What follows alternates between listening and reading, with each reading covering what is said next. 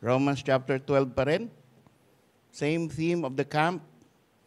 But this time, it will be preaching and a message and a sermon.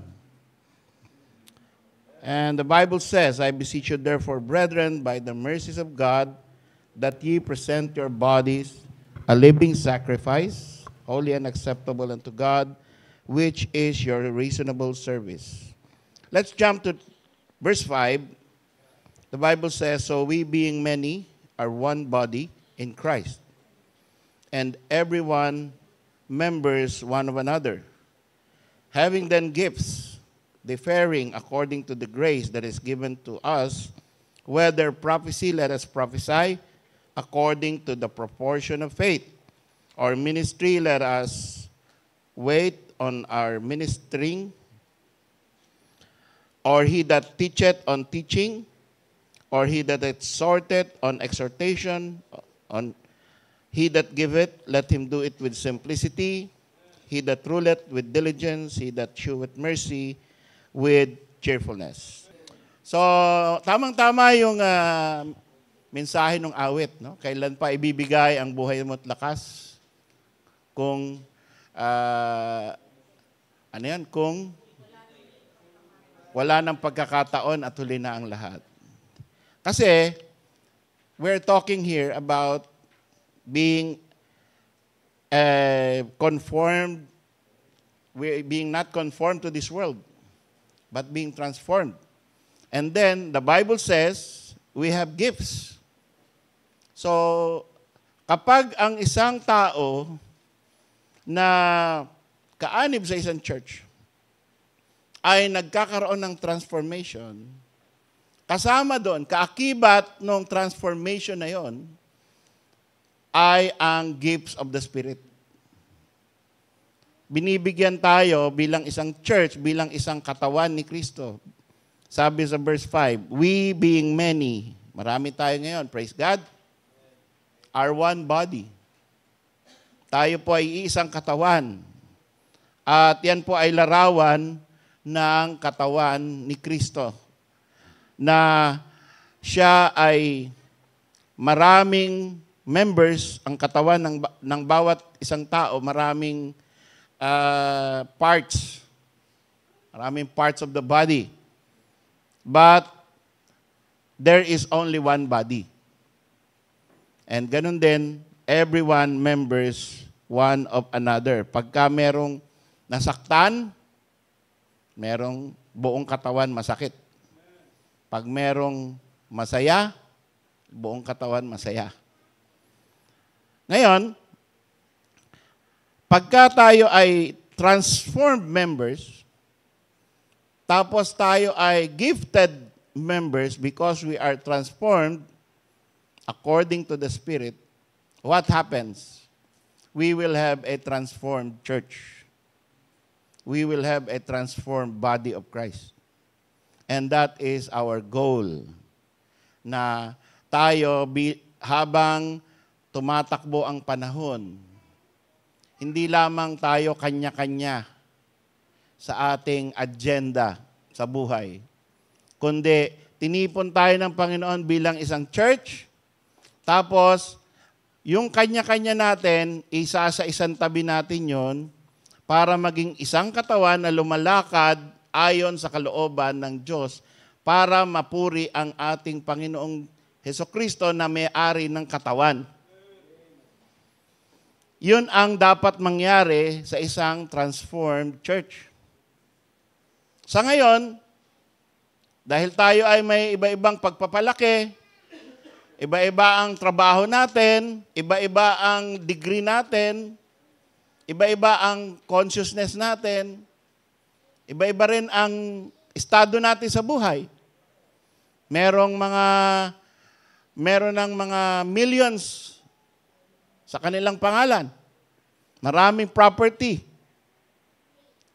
Meron namang nag-umpisa pa lang sa kanilang buhay, ang imbis na mas maraming property, mas maraming utang. So, ganyan ang membership ng church. Pero hindi ibig sabihin nun na kakalimutan natin yung pagiging magkaisa natin. Members of one another tayo eh. So kahit na merong agenda tayo na yung siyempre yung maraming utang, gusto niya maubos yung utang niya. At yung maraming gusto pang umunlad, gusto niya, marami siyang gagawin sa buhay niya para umunlad siya. Yung maraming anak, ang walang ginawa yan maghapon, magdamag, kundi isipin, paano mapapaaral itong mga anak ko, paano to mapapakain. Kulang yung trabaho ko, yung sinisweldo ko, kulang. Kahit anong gawin ko, ubos lagi. So, kailangan may extra pa. Meron pa akong gagawing extra. Pati si Mrs. dapat may tumutulong sa akin para kumita. Ay yung iba naman ay komportable na sa kanilang buhay. Senior na. They earn their money. They can rest, working, and they will eat. And their children are already well-fed with the trust fund. Wala nang problema. No? So, maglilingkod na lang sa Panginoon. At sana, maglingkod tayo sa Panginoon habang hindi pa huli ang lahat. Yung pagkagano na yung estado mo, that is also a gift from God. No? Hindi yung nandun ka na, nakaratay ka na, ang dami nang nakatusok sa'yo dito. Tapos gusto ko nang maglingkod sa Panginoon, Pastor. Pag-pray mo ako, tutut, tutut, tutut. Eh, wala na. Ang gagawin ko sa'yo. Diba? So, badala na lang kita ng yung singer. Alam nyo, may ministry na yung malapit ng mamatay, kinakantahan. Eh, yun na lang ang ministry mo. So, isa pang dimension nitong verse 6 na nakita ko dito. This is similar to a role of each other during worship time. Tingnan nyo. Having then gifts according to the grace that is given to us, whether prophecy, let us prophesy. For a moment, we know, of course, we know that prophecy means telling forth and foretelling. Dalawa. But it is always the word of the Lord spoken to people. Whether it is the word of the Lord talking about what will happen in the future, which is the work of a prophet, or the word of the Lord talking about the sin of the people, which is also the work of a prophet. And what the people should do. So sa ngayon, you don't expect na kakausapin ako ng Panginoon para i-predict kung anong mangyari sa Pilipinas. Kanina nakita ko, lumanding daw yung US military sa Calayan Islands. Thousands of troops with military armor. Tapos nagwo-worry yung mga bloggers. Sabi niya, ayan na, naghahanda na ang US para igirahin ang China. At idadamay tayo ng US. Wag na wang mangyari. Ayaw namin ng gera. Yung iba naman natutuwa. Sabi, yehey, pagtatanggol tayo ng Amerika. Yan. So, ang work ng prophet, kung may prophet pa sana ngayon, sasabihin, ay dapat maghanda ang church sapagkat mananalo ang China. Sinabi sa akin ng Panginoon. Yan. Mananalo ang China. Kaya tayo ay, itong God's grace ay mapupuno ng mga Chinese. Sinabi ng Panginoon, yan ang work ng, kung may propeta pa ngayon. Pero pag ginawa ko yun, false prophet ako. Ay, hindi ko gagawin yun. Pero kung ako ay nagbabasa ng salita ng Diyos at sinasabi ko sa inyo kung ano yung sinabi ng Panginoon, kung ano yung nasusulat dito, at naapektuhan ng inyong buhay, that is a work of prophecy too. So anong makikita natin na sinabi ng Panginoon in verse 6? Sinabi na we have a different gifts according to the grace that is given to us. Binigyan daw tayo, we're talking about the body of Christ, ng iba-ibang mga gifts. Handog. Mula sa Espiritu. These are spiritual gifts. These are not just talking about being a gifted person. Narinig natin yung mga kumanta dito. No? Ang gagaling nila, kahanga-hanga, ang gaganda ng boses. Kaming dalawa lang ni Jojo ang pangit ng boses, pero yung iba ang gaganda. May talent sila. May gift sila. No? Pero hindi yan ang tinutukoy dito. Tingnan nyo, meron ba ritong singing? Di ba? Tingnan nga natin. Gift of prophecy, gift of ministry, gift of exhortation, gift of giving, gift of ruling, and gift of showing mercy. So wala dito yung gift of singing na magandang boses, magandang pagkaka-render. Pero that is, the music can become an exhortation. Music can become a teaching. Nagtuturo ang awit. No? Lalo na kung maganda yung lyrics. Kagaya nung kinanta nga, no? Kailan pa ibibigay ang buhay mo at lakas. That is teaching. And it can challenge you to do something for the Lord in this next few months, up to next few years. Do something. Don't just sit. Don't be comfortable attending, only attending. Tapos going home. Tapos pag hindi ka na natuwa sa preaching, hahanap ka na naman. No? Or hindi ka natuwa sa decision, hindi ka magbibigay. Or hindi ka natuwa doon sa pagkain, ay next time, bakit ako ang pinakamaraming potluck? No? Next time, daing ang bibigay ko para makita natin. Merong mga ideas, no? So, kailangan po natin na lahat, maintindihan dapat natin na lahat ng ito na nakasulat dito from verse 6 to verse 8 ay sabi, gifts from the Holy Spirit po yan. Ang gift po na sinasabi rito can only come from the Holy Spirit because this is a spiritual gift. And this is a gift that is rendered to a spiritual church, to a transformed church. Kaya kailangan transformed person ka din. Bago ka maglingkod sa Panginoon, ayusin mo ang iyong sarili, spiritually speaking. Kasi pag nag-exercise ka ng gift, kumanta ka, nagpiano ka, nag-computer ka, nagpi-preach ka, nag-usher ka, kung ano man ang gift na binilin sa'yo. Pero ginagawa mo yan sa laman, baliwala po yun. Inaasahan pa rin natin na gagawin natin ang bawat isa ang kung ano man yung trabaho na binigay sa atin.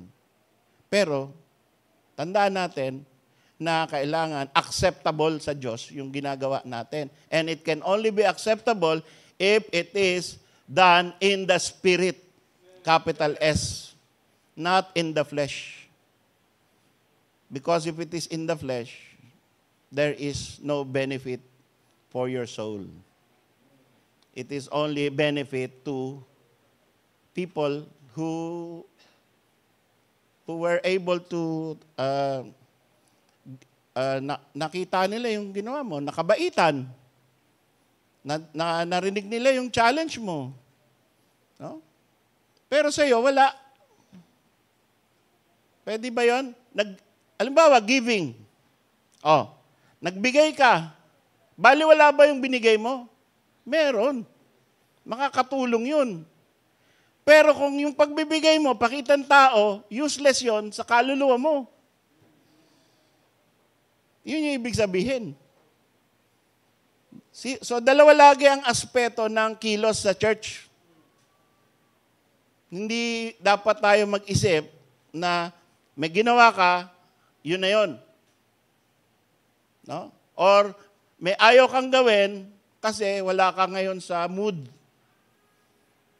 Oh, hindi ako spiritual ngayon eh. Kaya pasensya na. Hindi ako magbibigay o hindi ako a-attend or hindi ako magtuturo. Kayo muna magturo kasi I don't feel the spirit today. No? So, ano mangyayari sa ministry pag gano'n, moody? 'Di ba?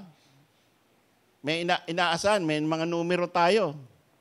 Si ganyan, maglilinis, Bible reading, song leading, ganyan. You don't feel the Spirit. Hindi pwede yun. Tuloy mo yun. Whether you are in the flesh or in the Spirit, ituloy mo yung gagawing assignment sa'yo. Sinasabi ko lang na hindi papakinabangan, walang reward, hindi natutuwa ang Panginoon, kung yung papel na na-assign sa'yo ay gagawin mo sa laman. So anong solusyon? Hindi mo gagawin? Gawin mo sa Espiritu.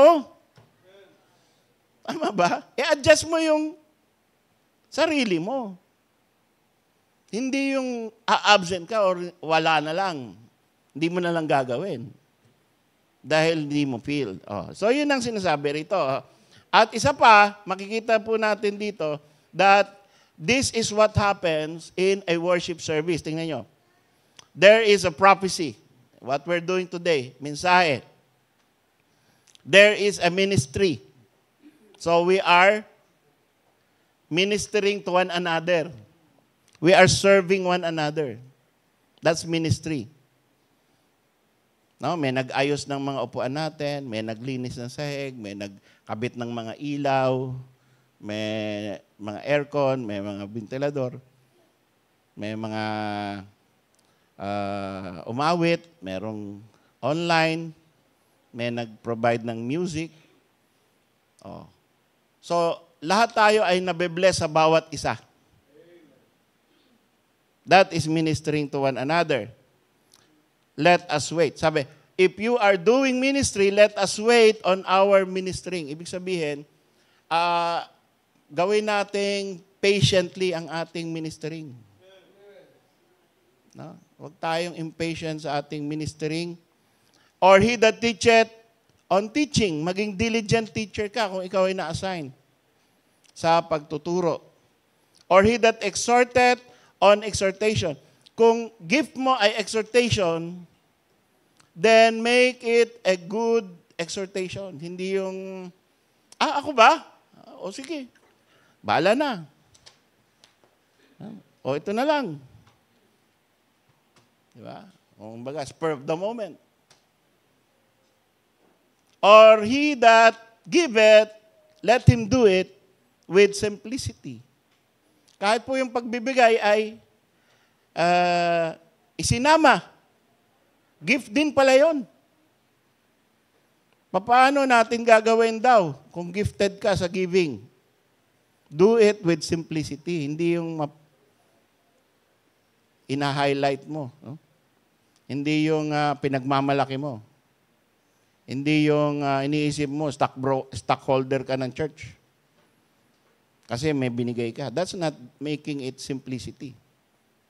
You don't talk about what you gave.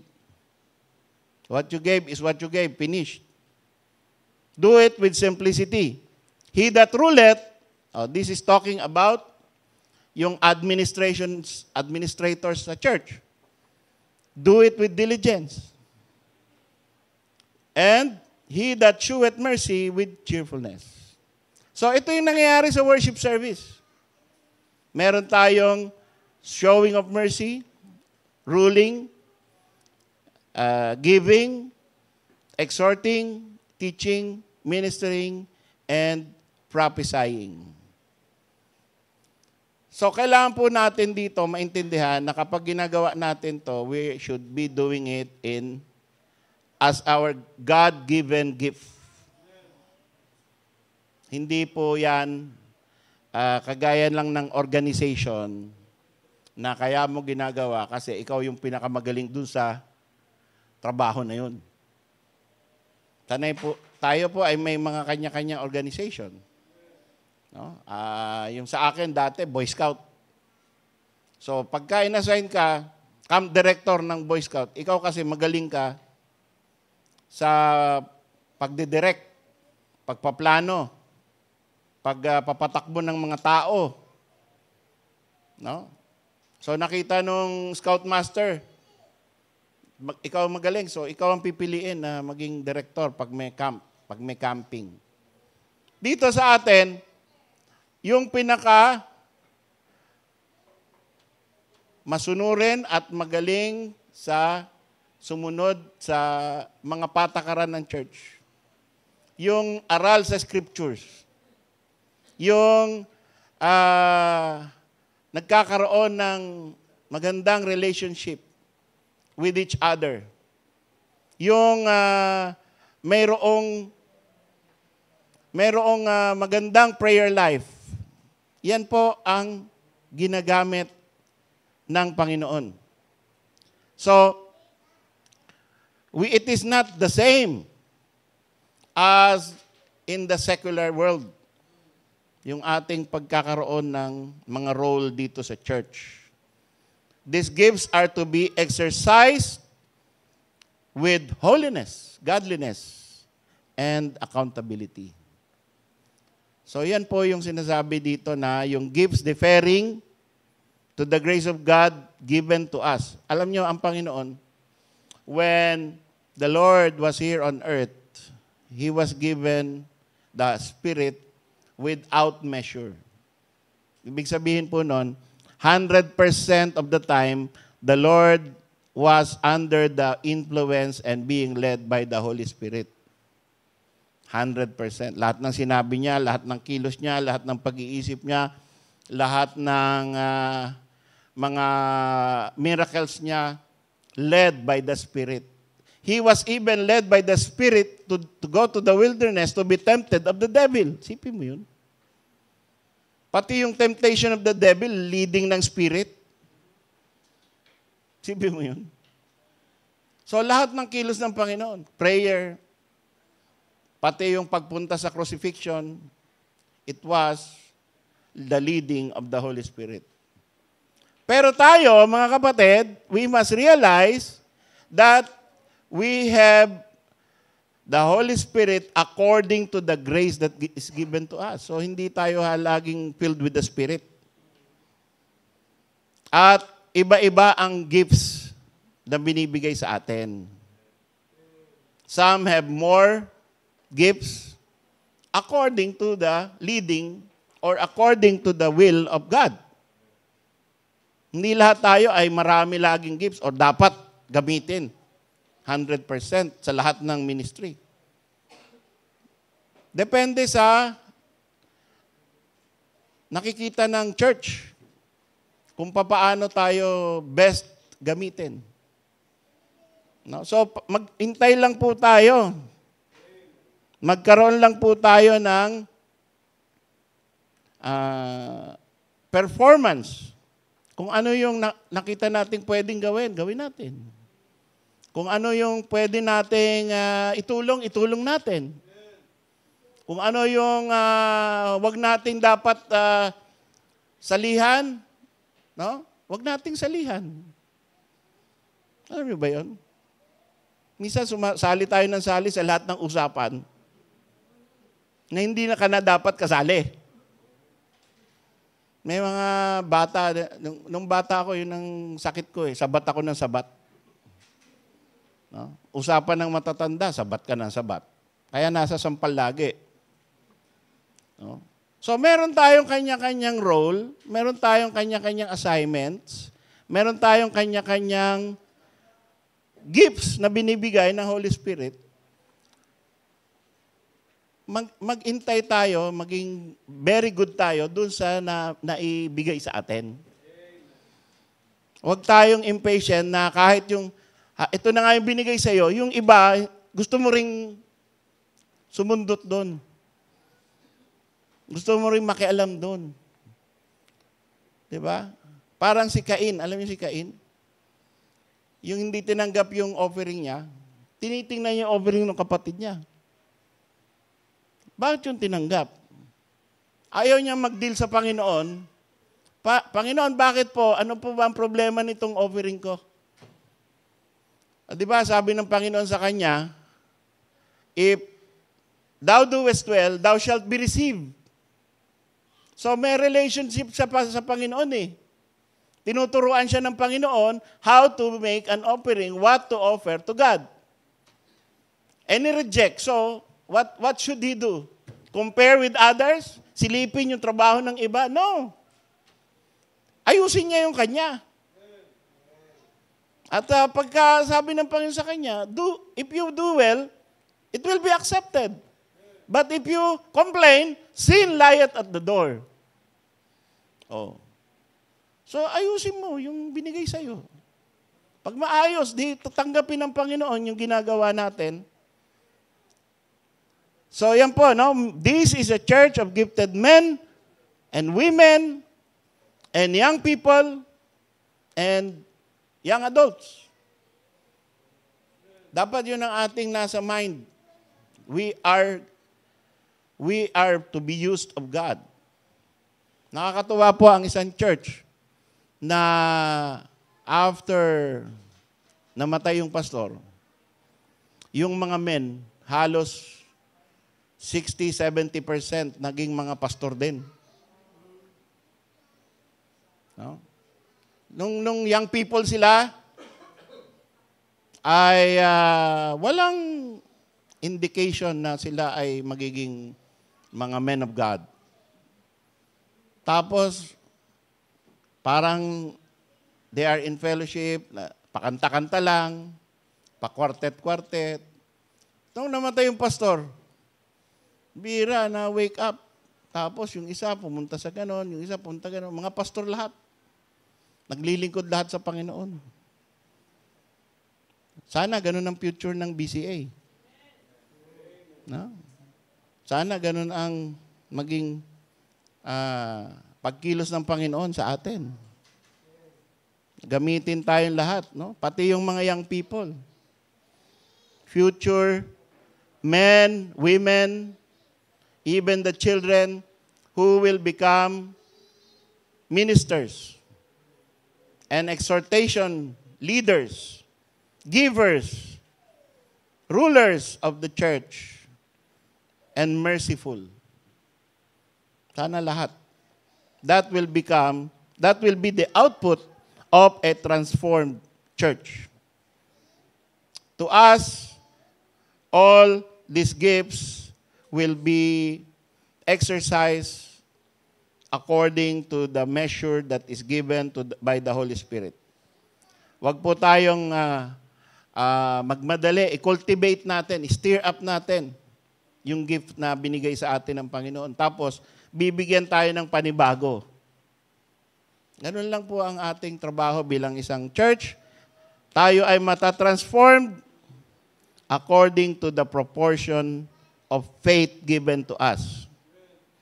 Pagka nangyari na yan sa inyo, nagugustuhan nyo na yung ministry, nagugustuhan na natin na yung takbo, smooth sailing na yung lakad ng ating church.